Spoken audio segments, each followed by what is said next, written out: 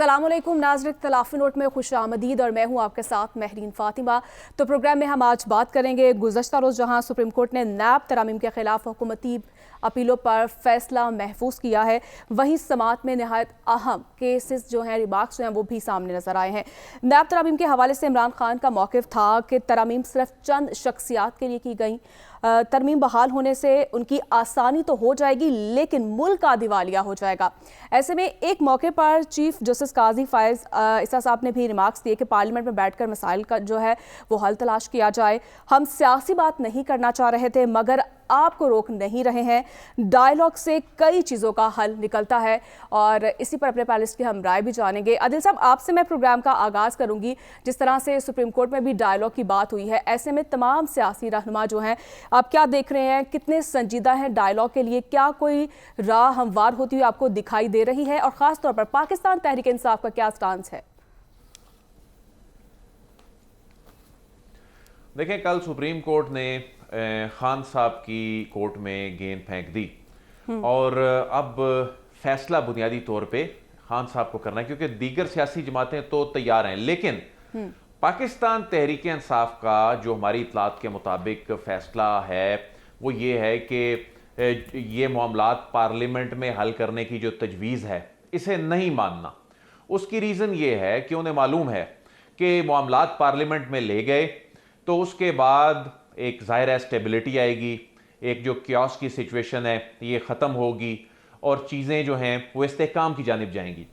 पाकिस्तान तहरीक इंसाफ की इस वक्त ये हिकमत अमली का हिस्सा नहीं है। उनकी हिकमत अमली का हिस्सा है इस वक्त सिर्फ इतना दबाव पैदा किया जाए कि इस्टेब्लिशमेंट जो है वो उन्हें एंगेज करे।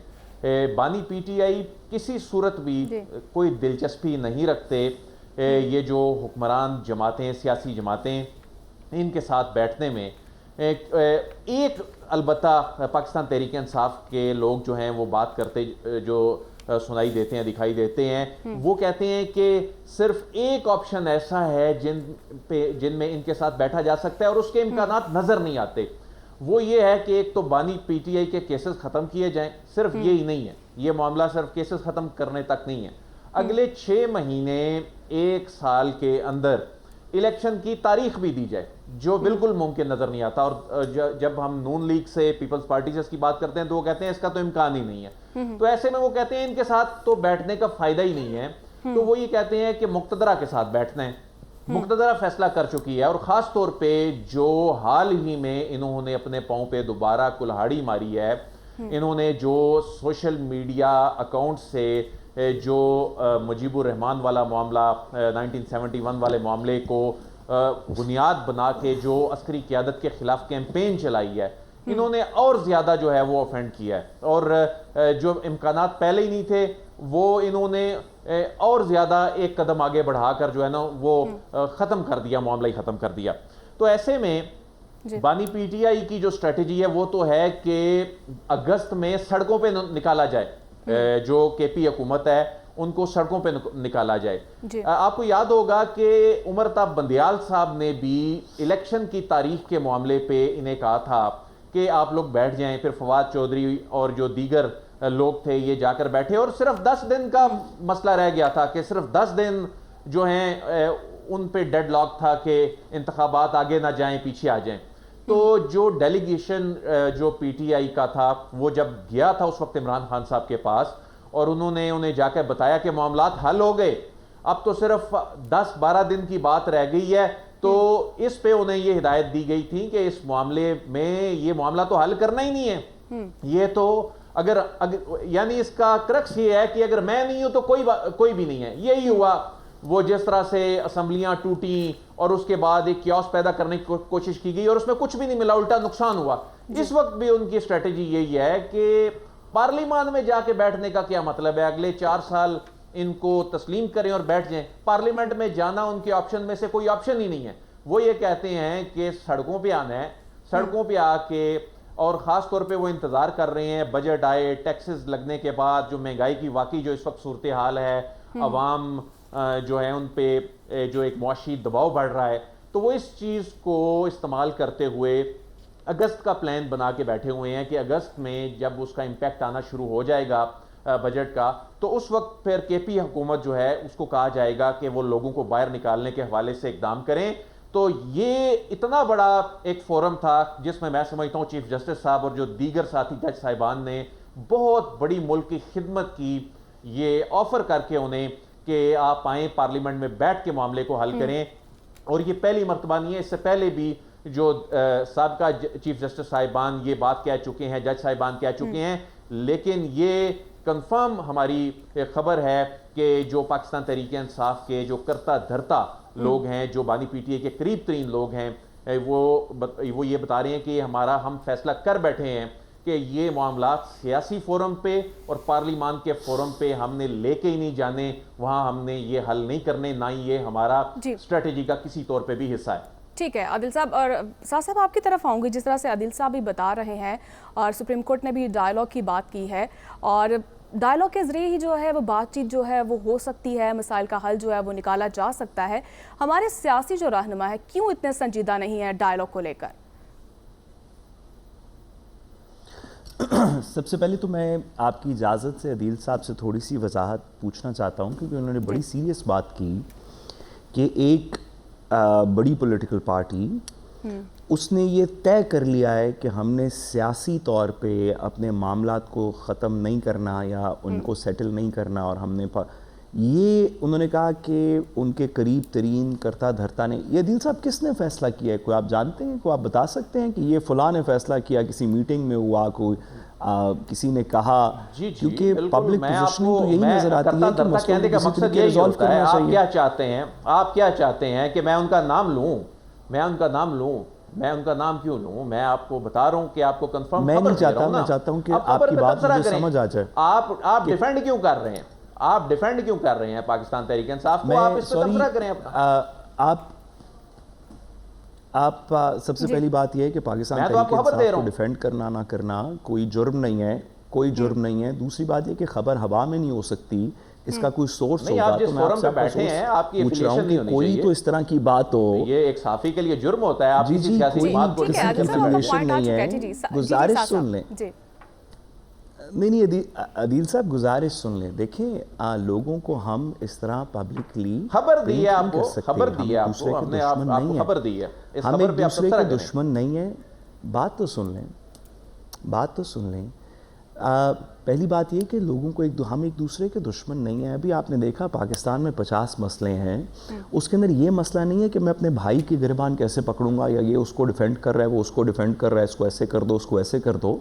ہم آپس میں بات کر رہے ہیں، پاکستان کی سیاست کے بارے میں بات کر رہے ہیں، پاکستان کی پولیٹیکل پارٹیز کے بارے میں بات کر رہے ہیں۔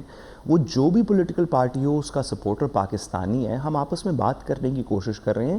تو اس کو کسی ڈیفینسو میکنزم میں نہ جائیں۔ میں آپ کے اوپر اٹیک نہیں کر رہا، میں نہیں کہہ رہا کہ آپ فلاں کو سپورٹ کرتے ہیں۔ ایک بات ہو رہی ہے جس کو اس کانٹیکسٹ کے اندر رہنے دیں۔ آپ نے جو بات کی ہے یہ بڑی سیریس بات ہے۔ آپ نے بات کی ہے کہ ایک بڑی پولیٹیکل پارٹی جو شاید اس وقت پاکستان کے اندر سب سے زیادہ جس کی سپورٹ ہو، شاید نہ ہو، لیکن پھر بھی اگر سب سے زیادہ سپورٹ نہیں بھی ہے تو ایک بڑی پولیٹیکل پارٹی ہے۔ آپ کا یہ کہنا ہے کہ وہ اپنے سیاسی طور پہ مسائل حل کرنے سے انہوں نے انکار کر دیا۔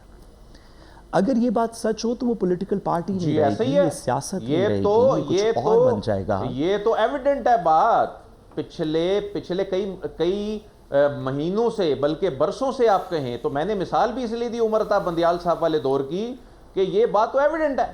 یہ تو آپ کے سامنے اسی پروگرام میں بات ہوئی کہ کس طرح انہوں نے وہ فاضل صاحب جب تجاویز لے کر گئے تو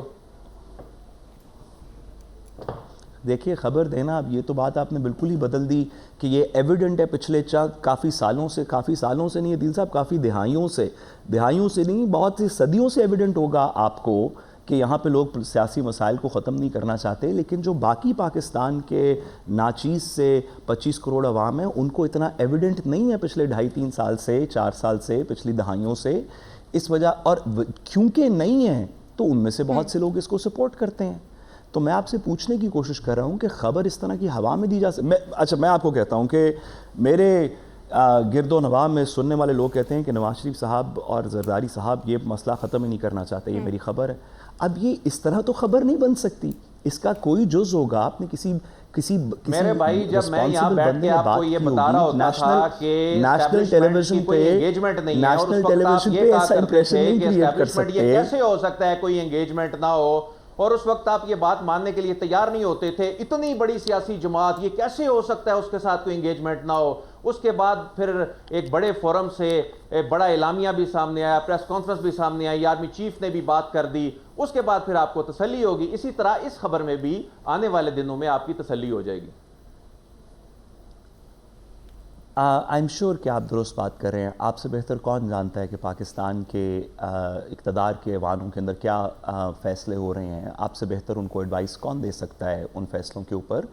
میرا بطور پاکستان کا شہری ایک اتنا سا پوائنٹ آف ویو ہے کہ پاکستان کی تمام سیاسی جماعتیں، خواہ وہ نواز شریف صاحب کی جماعت ہو، خواہ وہ پیپلز پارٹی کی جماعت ہو، خواہ وہ پاکستان تحریک انصاف ہو، فضل الرحمان صاحب ہوں، یہ جتنے بھی جس بھی طرح کے بیانات دیں، یہ سیاسی جماعتیں ہیں، یہ اپنے مسئلے سیاسی طور پہ ریزالو کریں گے۔ یہ میرا بطور پاکستان ہماری سیاست پہ اس حد تک کم از کم ایمان ہے، اور کچھ ہو نہ ہو۔ میری دوسرا بھی اس کے اوپر آپ سے ڈس ایگریمنٹ ہے کہ پاکستان کی ریاست اور پاکستان کے ادارے پولیٹیکل انگیجمنٹس ختم نہیں کرتے۔ پوسچرنگ جیسی بھی ہو کسی لمحے کے اوپر، کسی بات کے اوپر، کسی پولیٹیکل مومنٹ کے اوپر، ہم سب پاکستانی ہیں، سب لوگوں کے ادارے ہیں، ادارے سب سے بات کرتے ہیں، مسئلہ سالو کرنے کی کوشش کروائیں گے۔ ہم خواہ وہ سپریم کورٹ ہو، خواہ وہ عسکری ادارے ہوں، خواہ وہ بیوروکریٹک ادارے ہوں، خواہ وہ پارلیمانی ادارے ہوں، ہم سب اس ملک کے مسئلے سالو کرنا چاہتے ہیں۔ ہم کسی کے بارے میں بھی یہ نہیں کہہ سکتے، نہ کہنا چاہیے، خواہ وہ کوئی بھی ہو، کہ وہ پاکستان کے مسئلے سالو کرنے سے انکاری ہے۔ وہ کہتا ہے کہ یہ ہجان کی کیفیت برقرار رہے۔ اس طرح لوگوں کے اندر پورے سسٹم کے اندر کانفیڈنس ڈراپ ہوتا ہے۔ میرا خیال ہے کہ ٹھیک ہے صاحب، جو عادل صاحب نے خبر دی ہے وہ وقت پر چھوڑ دیتے ہیں نا کہ وہ خبر درست ہوتی ہے یا نہیں ہوتی ہے۔ عادل صاحب آپ کی طرف آؤں گی، جس طرح سے ہم دیکھ رہے ہیں مذاکرات کی بات چل رہی ہے، اور جبکہ بانی پی ٹی آئی پر جو ہے نئے مقدمات کی بھی باز گشت ہے، ایسے میں مذاکرات کی جو خواہش کی جا رہی ہے، لگتا ہے آپ کو کہ یہ ماحول ہے اس ٹائم؟ دیکھیں مہرین، بنیادی طور پہ ہمیں سارے منظرنامے کو 3 سچویشن میں دیکھنا چاہیے۔ نمبر 1 کہ یہ جو بھی بات ہو رہی ہے کہ کوئی بھی سیاسی جماعت یا اس نے یہ فیصلہ کر لیا، میرے خیال میں سیاستدان کو جتنا میں قریب سے جانتا ہوں، شاید میں ابھی تک گزشتہ 15-17 سالوں میں یہ سمجھ پایا ہوں کہ سیاستدان کبھی مذاکرات کا دروازہ بند نہیں کرتے اور نہ ہی ادارے کرتے ہیں۔ ہاں، اس شخص کے ساتھ یا اس جگہ پہ ضرور راستے بند ہو جاتے ہیں جو ریاست کے ساتھ ٹکراؤ کر دے، لیکن وہاں پر بھی کسی حد تک کہیں نہ کہیں گنجائش ضرور ہوتی ہے مذاکرات کے اور معاملات کو بہتر بنانے کے لیے، اور خاص طور پہ اس ایسے ماحول میں جب ایک عروج کا سیاسی عدم استحکام ہو، معاشی عدم استحکام ہو، حالات انتہائی خطرناک نہج پر پہنچ چکے ہوں، تو میرا نہیں خیال وہاں پر ضد اور انا کسی بھی جگہ سے کوئی سیاستدان یا کوئی تیسرا شخص جو ہے اٹھے اور معاملات کو اس نہج پر لے آئیں۔ کہیں نہ کہیں معاملات کوئی نہ کوئی درمیانی راستہ نکل آتا ہے، ورنہ حالات تو بہت خراب ہونے کی سچویشن پر چلے جاتے ہیں۔ دوسرا جو ابھی عدیل ورائے صاحب نے بھی بتایا کہ جسٹس عطاف بندیال صاحب نے بھی یہ بات کہی تھی کہ آپ دونوں بیٹھے اور مذاکرات کریں، اور کل بھی یہ بات ہوئی مذاکرات کے ٹیبل پہ ڈائیلاگ کی۔ میں تو پریشان ہوں کہ عدالتوں کا کب سے کام ہو گیا کہ آپ 2 بندوں کو فری کین کو کہیں کہ آپ بیٹھے اور مذاکرات کریں۔ یہ ان کا کام تو نہیں بنتا جتنا میں سمجھ سکا ہوں۔ میں بھی کوئی لاء کالج کے طلبہ اور اساتذہ کے ساتھ کسی حد تک بیٹھتا رہا، میں نے بھی کسی حد تک ان کی کلاسیں لی ہیں۔ میں ابھی بھی طالب علم کی حیثیت سے یہ سوال اٹھاتا ہوں کہ کیا عدالتوں کا کام یہ نہیں کہ وہ آنکھوں پر پٹی باندھ کر میرٹ اور قانون اور آئین کے مطابق فیصلے کریں؟ یہ کیسے ہو سکتا ہے کہ یہ عدالتیں کہیں کہ آپ جائیں اور 2 فری کین بیٹھیں اور آپس میں مذاکرات کریں، ڈائیلاگ کریں؟ ڈائیلاگ کروانا، مذاکرات کروانا کسی کے حق میں ہو یا کسی کے خلاف ہو، عدالتوں کا کام صرف میرٹ اور قانون کے مطابق فیصلے کرنا ہے، چاہے وہ کسی کے خلاف جائے چاہے وہ کسی کے حق میں جائے، وہ اس کے مطابق فیصلے کرنا چاہیے۔ اور تیسری چیز کہ مذاکرات کے حالات اس ٹائم کیا چل رہے ہیں۔ دیکھیں، بانی پاکستان تحریک انصاف، میں شروع سے لے کے اب تک اگر ان کے بیانات کا جائزہ لوں تو مجھے تو ایسا لگتا ہے کہ انہوں نے کسی کو با اختیار کیا ہی نہیں کہ وہ جا کے ان کی پوزیشن لے اور ان کے توسط سے یا ان کی پوزیشن کو استعمال کرتے ہوئے یا ان کی سرپرستی میں جا کر کہیں پر مذاکرات کرے۔ शुरू से लेके आज तक आप देख लें, चाहे वो 2014 के धरने हो या उस वक्त के मामलात हो, वो जाते थे, वो सिचुएशन को चेक जरूर करने के लिए बंदे मैदान में उतारा करते थे, लेकिन फैसले वो खुद लेते हैं। और गुज़श्ता चंद दिनों में जब उनके आप बयानात देखिए, जो उनके कुछ मज़ामीन लगे, कोई शाये हुए, उनका भी जायजा ले, तो ऐसे लगता है कि वो चाहते हैं वो उन्हीं के साथ मुज़ाकरात करें जिनके साथ भी वो मुज़ाकरात करने की बार बार बात करते हैं। वो 2 पॉइंट पर हमेशा बात करते हैं, उनके तो 2 नकाती एजेंडा है, तीसरा तो कोई एजेंडा ही नहीं है। वो कहते हैं कि जो जुल्म और तशद्दुद किया गया उनके कारकुनों पर, उनके रहनुमाओं पर, उनको रहा कर दिया जाए। तीसरा वो कहते हैं कि जो अवाम ने मैंडेट दिया उसको तस्लीम किया जाए, उसके मुताबिक आगे चला जाए। और यहां पर जो उनके बयानात का जायजा लें तो ऐसे लगता है कि वो चाहते हैं कि पहले वाला नकात को अमल दरामद करने के साथ दूसरे पॉइंट पर जब मुज़ाकरात की बात करनी है तो वो एस्टेब्लिशमेंट के साथ बैठे। अब वो कहते हैं कि आप क्यों नहीं शहबाज शरीफ साहब या आसिफ जरदारी साहब या दीगर सियासी जमातों के साथ नहीं बैठते, तो यहाँ पर भी आपको कुछ देखना पड़ेगा। वो इसलिए कहते हैं, आरिफ अलवी साहब का जो साथ ने कहा थी जो एजेंडा है काबिल अमल है। देखिए मैं उसी की तरफ आ रहा हूं। अब वो कहते हैं कि इनके साथ क्यों मुज़ाकरात नहीं करने, वो इसलिए वो बात कहते हैं कि मुज़ाकरात नहीं करने क्योंकि ये तो फार्म 47 की पैदावार है। वो कहते हैं उनसे जो है इक़्तिदार में आए, वो इसीलिए तो कहते हैं अवामी मैंडेट पर ये नहीं आए, हम इनके साथ कैसे मुज़ाकरात करें। वो ये कहते हैं कि हम फार्म 45 वालों के साथ मुज़ाकरात करना चाहते हैं। और वो कौन है? वो कहते हैं हम खुद हैं। और वो कहते हैं 47 वाले कौन है, हम उनके साथ मुज़ाकरात करना चाहते हैं जो लेकर आए। वो तो इनकी तरफ निशानदेही करते हैं। रही बात आरिफ अलवी साहब की, तो मैं ये समझता हूं आरिफ अलवी साहब 7 नकाती एजेंडे ले आए या 10 नकाती ले आए या 1 नकाती एजेंडा ले आए, उनकी पोजीशन ग्राउंड पर कहीं दिखाई नहीं देती। बयानात दें, ऐलानात करें, प्रेस कॉन्फ्रेंस करें, रहनुमाओं से मिलें। जब वो बतौर सदर थे, जब उनको बीच में जो है वो मुदाखलत करके मामलात को बेहतर बनाना चाहिए था, उस वक्त तो मैदान में नहीं आए। उस वक्त तो मामलात खामोश करके बैठे रहे। उस टाइम तो उनको ये ख्याल था कि मैं सदारत से हटा दिया जाऊंगा, शायद मेरे खिलाफ कोई महाज खड़ा हो जाएगा। उस टाइम इनको ये मामलात को बेहतर बनाने के लिए, सियासी इस्तेहकाम लाने के लिए, उस टाइम इनका ये किरदार होना चाहिए था। लेकिन आज वो क्यों निकले हैं? आज वो इसलिए मैदान में निकले हैं कि उनको कोई सदारती पोजीशन, इनको कोई पार्टी पोजीशन मिल जाए, दोबारा से पार्टी में एक्टिव हो जाए। हालात सबको पता है कि अब क्यों पीटीआई के अफराद जो नारे लगा रहे हैं और जो बार बार कहीं ना कहीं हमदर्दी जाहिर करते हैं, कहीं दूसरे दरवाजे से मिलते हैं, चाहे वो जिस तरह भी बात हो रही थी परवेज ये अली मीन गंडापुर साहब की, मैं आपको यकीनन ये बात कह सकता हूं, अभी तक की मालूमात के मुताबिक वो दोनों जगहों से मामला चला रहे हैं। वो नहीं चाहेंगे कि वो उनकी वजारत आला खतरे में और मैदान में निकले और हालात खराब करें, क्योंकि उनको भी अंदाजा है कि अगर हालात खराब हो गए तो सिचुएशन खराब होगी। और तीसरी चीज जो बहुत ही अहम है, जिसकी तरफ हमें मामलात की निशानदेही करनी चाहिए, वो ये है कि नैब कानून में जो तरामीम की गई 27 तरामीम, क्या वो बहुत आसान थी? उससे फायदा किसको पहुंचा? क्या उससे बानी पीटीआई को भी फायदा पहुंच सकता था या नहीं? वो क्यों अदालत में गए और मामलात है क्या? देखिए करप्शन के केस जिनके खिलाफ हुए, उन्होंने तरामीम की। यहाँ पर मुझे ब्रेक शामिल करनी है नाज़रीन, यहाँ पर हम ब्रेक शामिल करेंगे और ब्रेक के बाद हम बात करेंगे हर सियासी जमात का इक़्तिदार में आकर नैब तरामीम पर ही क्यों फोकस होता है। इसी पर बात करेंगे एक छोटी सी ब्रेक के बाद।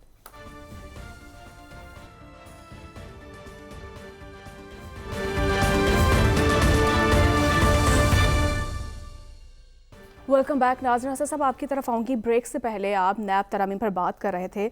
नैब तरामीम का जो फ़ायदा था वो किसको हुआ था? हम हर दौर में देखते हैं जो भी हुकूमत आती है सियासी इक़्तिदार में आकर नैब पर क्यों इतना फोकस करती है? देखें बुनियादी तौर पे नैब कवानीन का देखें तो जिनके केसेस चल रहे थे, जिनके खिलाफ फैसले आ रहे थे या जिनके मामलात डेंजरस पोजीशन पर पहुंच गए थे, उस टाइम PDM 1 की हुकूमत आई और 2022 का साल था, तो उन्होंने सोचा बेहतर यही होगा कि तमाम कहीं ना कहीं नवाजे जा रहे हैं, हालात सारे किसी और के खिलाफ हैं, हमारे लिए कोई बेहतर रास्ता निकला, उन्होंने तरामीम कर ली।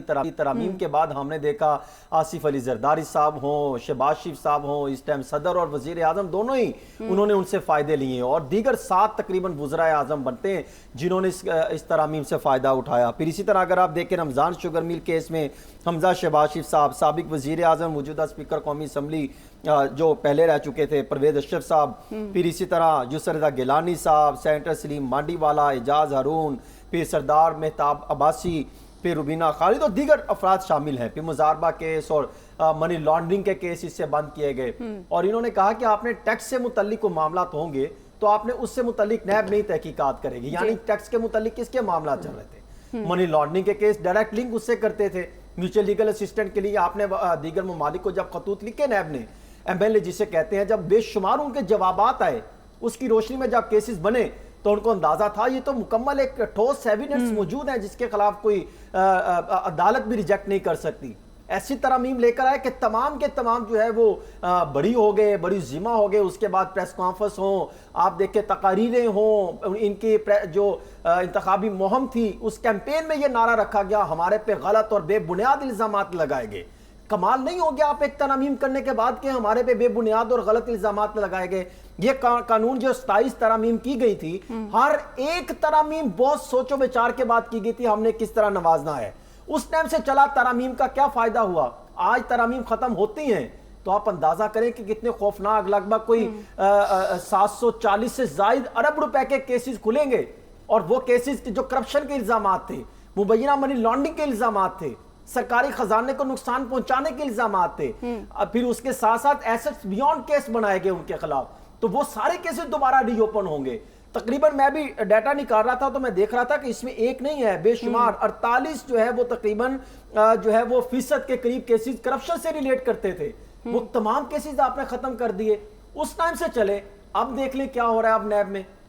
ابھی بھی میرے پاس ڈاکومنٹس موجود ہیں, 2 ریٹائرڈ آفیسرز کو دوبارہ کانٹریکٹ پر جو ہے وہ بھرتی کر لیا گیا.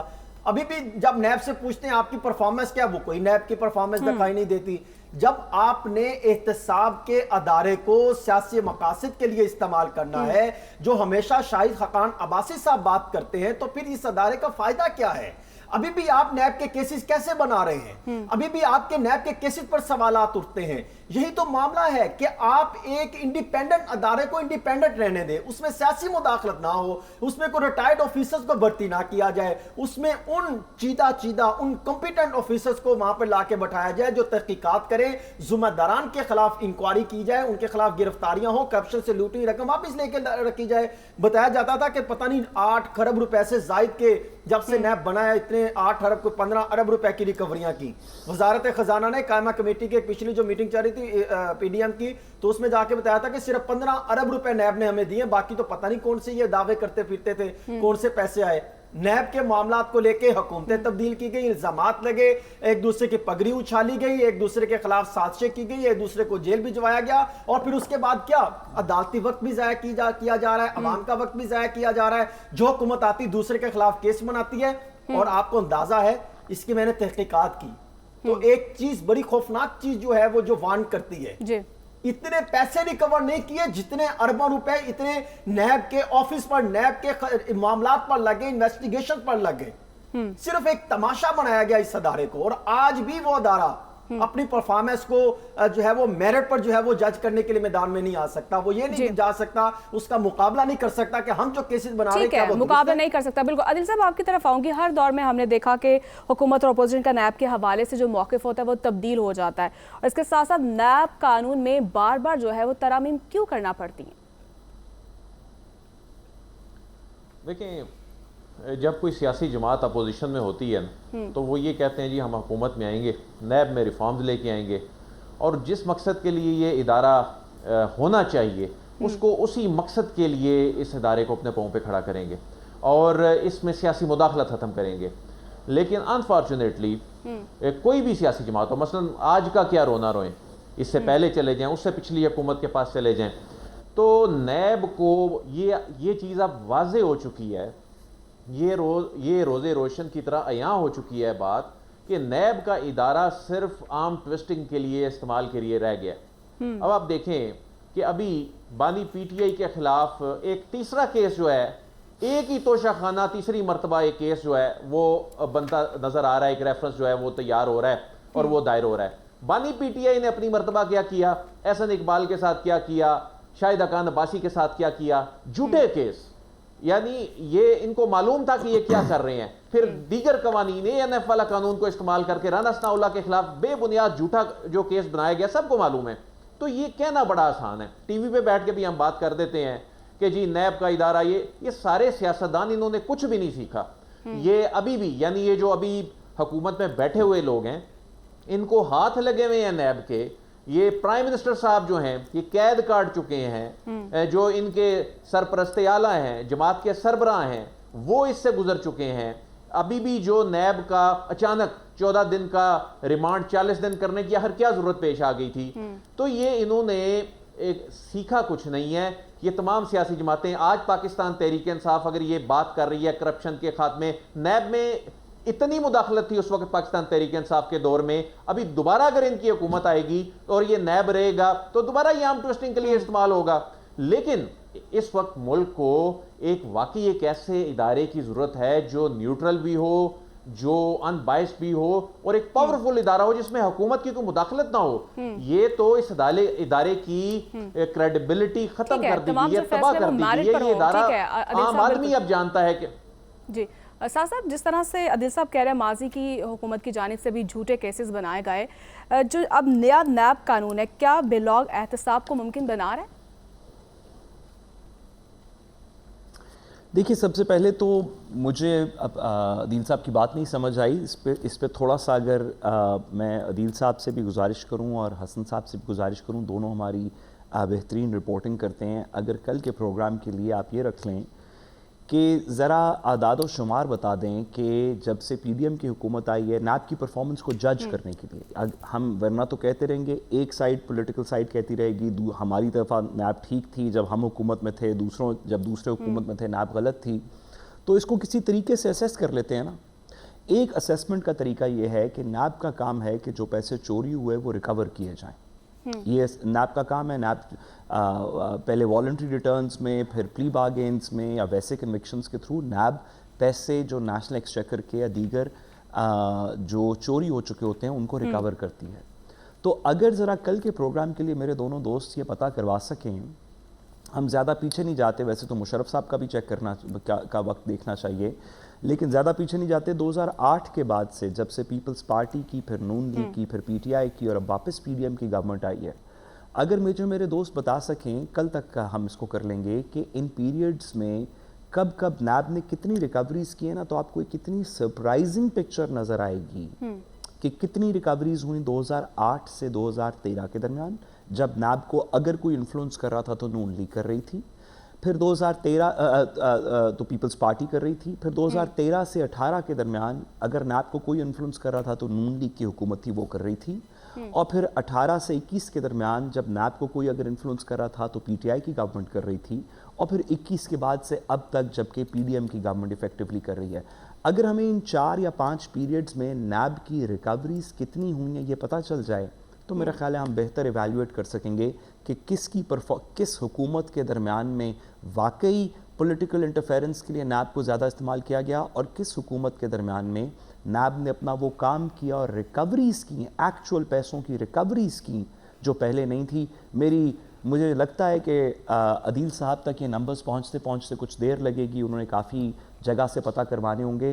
حسن صاحب اگر ہمیں کل کے پروگرام میں بتا دیں تو بہت میرا خیال ہے لیکن دو چیزیں میں اگر میں صاحب آپ کے سامنے رکھوں، 7 ارب روپے سے زائد کا منی لانڈرنگ کا کیس بنا تھا، لیکن الزام یہی تھا کہ اس وقت کی پی ٹی آئی کی حکومت نے سیاسی بنیادوں پر کیس بنایا تھا، لیکن جب ختم کیا اس حکومت نے یا ایف آئی اے کے بندے تبدیل ہوئے، پی ڈی ایم کی حکومت آئی اور پرائم منسٹر شہباز شریف صاحب تھے تو حالات تبدیل ہوئے، تو اس وقت یہ معاملہ سامنے رکھا گیا کہ شاید ماضی کی حکومت نے کیس غلط بنیادوں پر بنایا تھا اور پھر وہ ڈیفینڈ کرنے کے لیے میدان میں نہیں آئی، اگر کہ ان کے پاس اتنے سارے ایویڈنس نمبرز بتا دینا. پھر دوسرا میں بتاؤں کہ جو ترامیم ہوئی اس میں 22 مقدمات احتساب سے واپس ہوئے، 25 مقدمات متعلقہ فورمز میں بھجوائے گئے. حالات اس وقت بھی سیاسی بنیادوں پر تھے، آج بھی سیاسی بنیادوں پر نظر آتے ہیں، اور ماضی میں بھی ہم نے یہی دیکھا.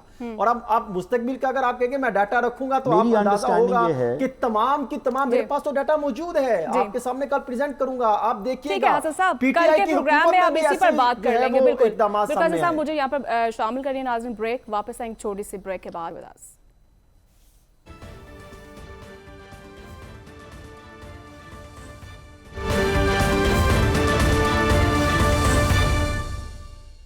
ویلکم بیک ناظرین. اس کے ساتھ ہی نیب ترامیم کا جو فیصلہ محفوظ کیا گیا ہے اور اس فیصلے کا کیا امپیکٹ ہوگا آنے والے دنوں میں، اس پر ہم پھر بات کریں گے آنے والے پروگرام. اس کے ساتھ مجھے اجازت دیجیے، اللہ نے کے بعد.